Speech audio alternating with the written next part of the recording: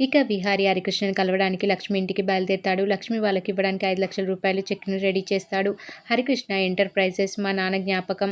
దాన్ని కాపాడినందుకు, అందరిలో నా పరువు కాపాడినందుకు హరికృష్ణ వాళ్ళకి 5,00,000 ఇవ్వాలని అనుకుంటాడు విహారీ.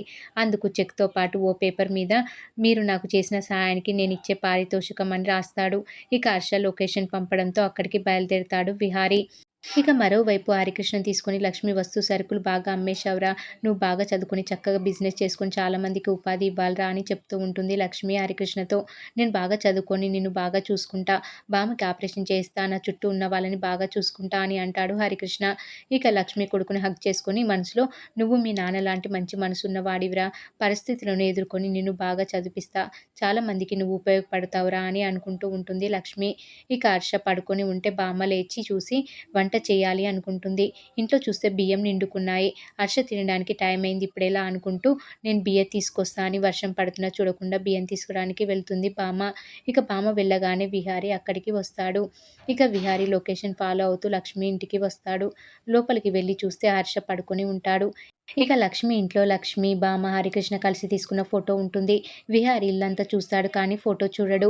హర్ష విహారీ రావడం చూసి లేచి కూర్చుంటాడు.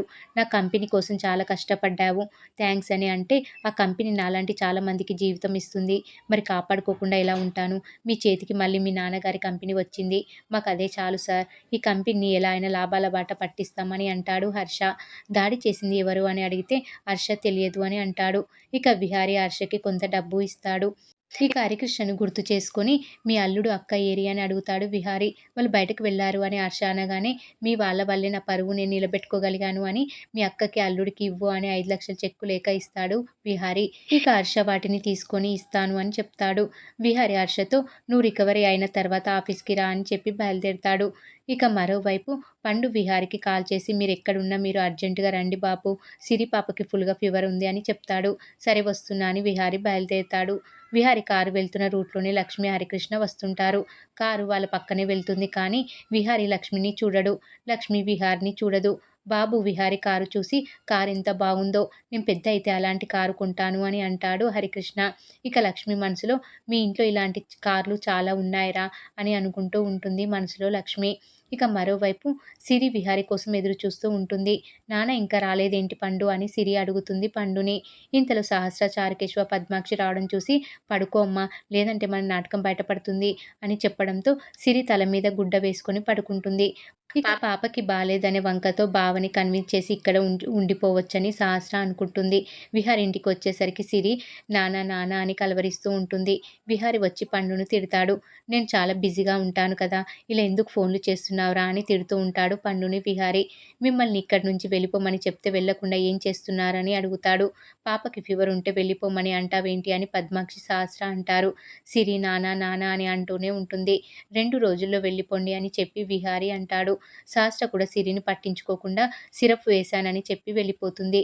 పండు నువ్వైనా పాపని జాగ్రత్తగా చూసుకోరా అని చారుకేశవ చెప్పి వెళ్ళిపోతాడు. అందరూ వెళ్ళిపోయిన తర్వాత సిరి తన ప్లాన్ సక్సెస్ అయిందని గట్టిగా సక్సెస్ అని అరుస్తూ ఉంటుంది. ఇక మరోవైపు అంబిక సుభాష్‌కి కాల్ చేసి ఆ బుడ్డోడు వాళ్ళ అమ్మ గురించి ఏమైనా తెలిసిందా అని అడుగుతుంది. ఇంకా లేదు, ఆ ప్రయత్నంలోనే ఉన్నామని సుభాష్ అంటాడు. ఇక అంబిక సుభాష్‌తో రేపటి నుంచి మా అన్నయ్య కంపెనీకి విహారీ వెళ్తున్నాడు, మనం వెళ్ళాలి, అక్కడ మన వెనుక ఉండేవాళ్ళు ఎవరో తెలుసుకోవాలి అని అంటూ ఉంటుంది సుభాష్‌తో అంబిక. ఇక మరోవైపు లక్ష్మి వాళ్ళ ఇంటికి రాగానే హర్ష లక్ష్మితో ఇందాక మీరు బయటకు వెళ్ళినప్పుడు మా బాస్ వచ్చారు, నువ్వు క్రిష్ చేసిన సహాయానికి ఒకటి ఇచ్చారు అని విహారీ ఇచ్చిన కవర్ లక్ష్మికి ఇస్తాడు.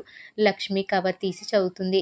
అందులో మీరు చేసిన సహాయానికి నేను కడుతున్న విలువ ఈ పారితోషికం, మీరు చేసిన సహాయానికి నేనెంత ఆనందపడ్డానో ఈ గిఫ్ట్ తీసుకున్న మీరు కూడా అంతే ఆనందపడతారని ఆశిస్తున్నా అని రాసి ఉంటుంది. ఇక లక్ష్మి అది చదివి ఏంటిది, మేము చేసిన సహాయానికి వెలకడతారా ఆ మనిషి, అలాంటి కృతజ్ఞత లేని వాళ్ళు ఇచ్చే దేన్ని అయినా నేను తీసుకోను అని లక్ష్మి అంటుంది. ఇక అక్కడితో ఈరోజు ఎపిసోడ్ కంప్లీట్ అవుతుంది.